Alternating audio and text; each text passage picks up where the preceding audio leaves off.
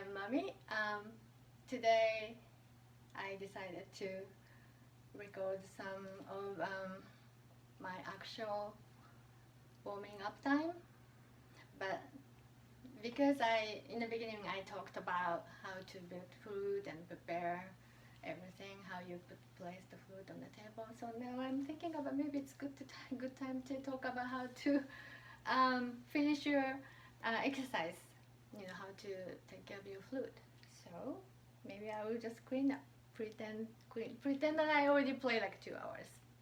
I only did like 5 minutes. Anyway, so when you're done and you want to separate your flute, let's do from here, because this is the most important part. So you wanted to take this off and place on the table. Mouthpiece is showing up. Okay, and since you know you're already holding here, you just hold here. Separate. Take your time to slide it as parallel as possible, as smooth as possible, because this area is very easy to get damaged, and then it's hard to put together.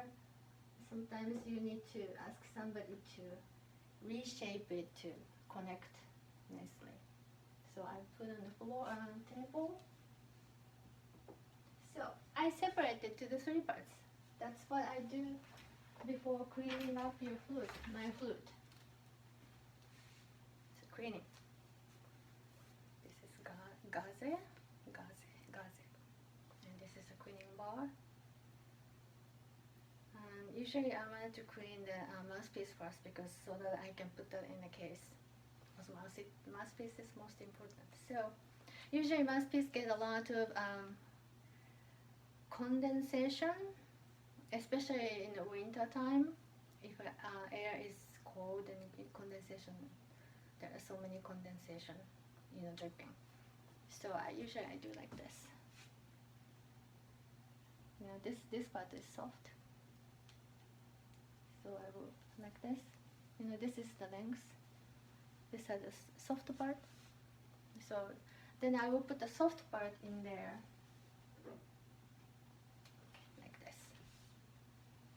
So you will put soft part first and push it in there, so that the very end of here has a lot of soft parts, so you will clean it well.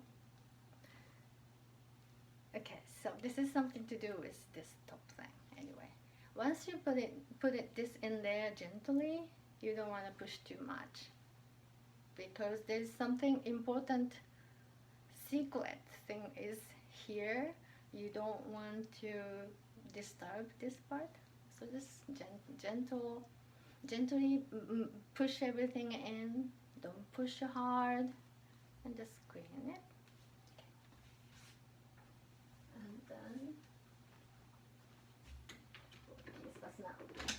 Case needs to be open, and then wipe, flute. So this part, it's gonna move around. If you never move it, and if it's tightly in, don't touch it. If you move it, if it's loose, gently make it tight. No, don't tighten it up, just screw in, and then don't touch it. If you notice that this part is loose, inside of this adjustment may be incorrect now, because you've been touching it and it has been loose, and maybe you pushed it, put it in a case. I don't know what's happening here, because this will create the balance of each note, like the distance from do to so, distance from, for example, do to la. There's something in this is will do the adjustment. So if it's tightly in, don't touch it. So when you clean it, don't clean too much. Just gently wipe it. Okay.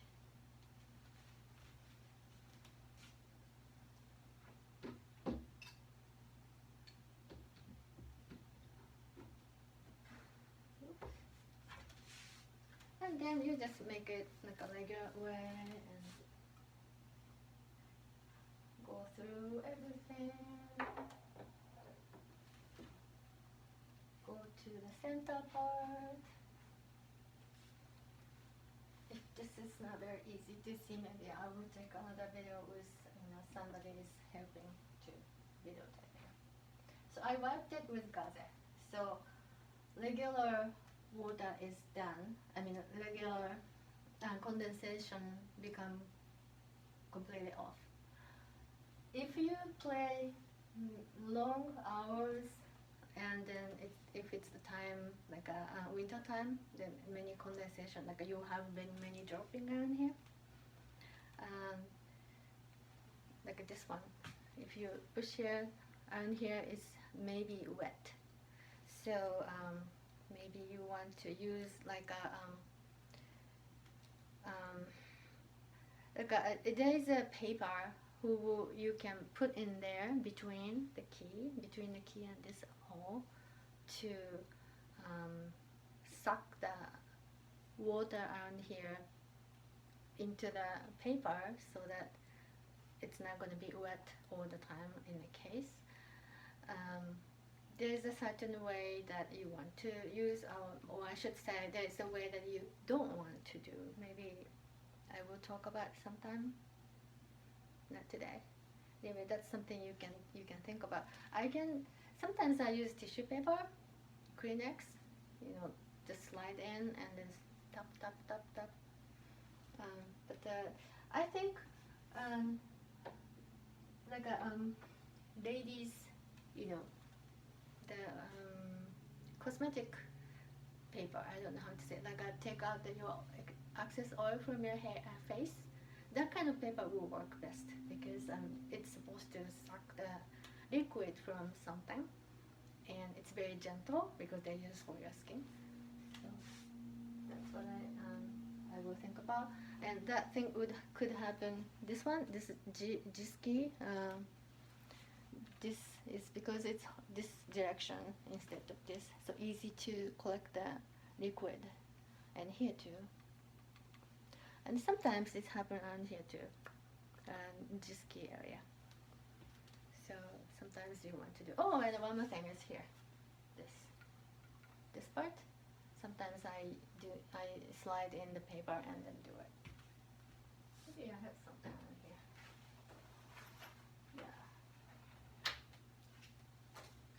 Yeah. I have this skin. Okay, I won't use that. So I use something like that. Slide in. Oh, sorry. Slide in, and then open it and take it out. And then put everything in the box and close it and put away. So when you finish, you're done with practicing flute, I will do it very quick.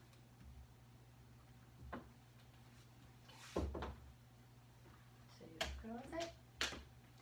So please keep your flute this way. When you are carrying flute around, sometimes your case, the case cover will let it stand like this way. But once you get to the certain place, or you are in a bus or something, try to make this way because flute is sitting this way. If inside of there's a secure spot, I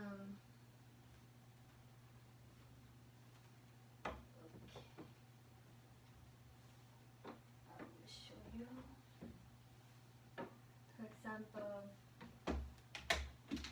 if you have flute in this and then just gently shake it, and if you notice the flute is moving around, then what you want to do is try to do something around here. You know, there's a secure, something to secure flute, like it doesn't move around here. You can put some additional some felt, or you can, if these things are too short, you can make it tall, so that once flute is in and closed, then, for example, if you do it, flute doesn't move around in the case.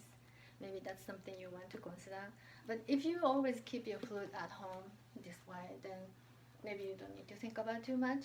But the idea is that how you want to keep your flute in secure condition all the time when it's stored in your closet or something. So this is how I finish my practice, and then I don't know what I'm gonna do for now. Okay, thank you for watching, and see you soon. Thank you, bye.